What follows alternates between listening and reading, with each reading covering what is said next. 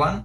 Welcome back to my series of videos on piano playing and music theory. In the last lesson, we covered major and minor chords.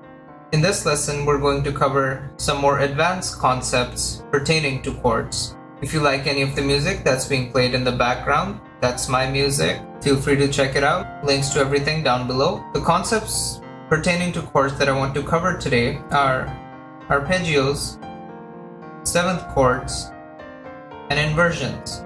Let's go over inversions first. Recall from the last lesson that we used the first, third, and the fifth note of the major scale to derive the major chord.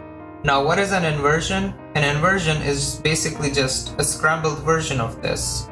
So for example, if we were to take this C note and play it over here instead of on the top there, now this is the C major chord in its first inversion. Similarly, we can take this E note and play it here.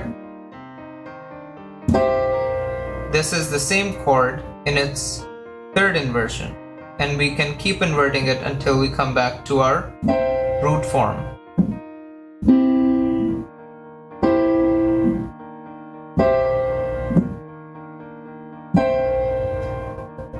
Now you saw that I didn't change the notes. All I did was move them up. Now this is basically something that's called voice leading, and you don't have to concern yourself with it, but just know the notes can be moved around and the chord can still be the same chord while the sound of the chord actually changes, which is voice leading. So that is what an inversion is, and usually when you're playing music, you want to use inversions to give everything a more sophisticated sound. So instead of playing this, you might want to play this, which gives it a more mature, sophisticated sound. Next thing, let's go over arpeggios. So far, we've been playing the chords with the notes played all together at the same time. However, we can play them separately as well. And this is what an arpeggio is. The notes of a chord played in quick succession or a staccato fashion, like so. We can do the same thing over multiple octaves. So C, E, G, the notes here, and C, E, G, the notes here.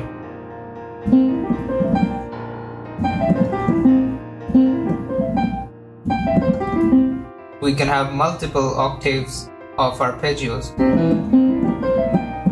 And next, what I want to go over is some advanced chord types, which is seventh chords. So far we've been using the first, third, and the fifth note of the major scale. Now, theoretically, we can add in any kind of note to make any type of chord. In this instance, we're going to add the seventh note. So 1, 3, 5, and the major 7. And this gives us a C major 7 chord.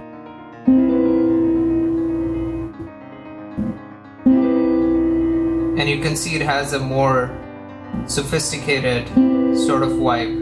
And it's these seventh chords that are the building blocks of jazz. Another type of chord that I often use in my own music is called the suspended chord. And what that is basically the root, the fourth, and the fifth. That's a suspended chord, 1, 4, 5. And you might want to add in the lower octave, and you get this.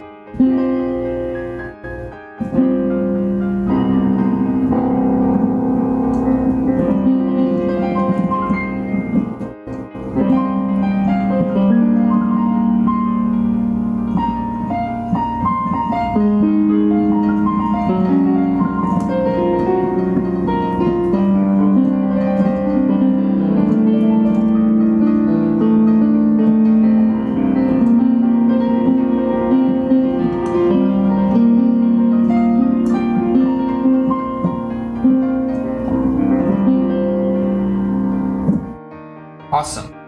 So what did we learn today? We learned about chord inversions, we learned about seventh chords, and we learned about arpeggios. Thanks for tuning in. I'll join you guys in the next lesson.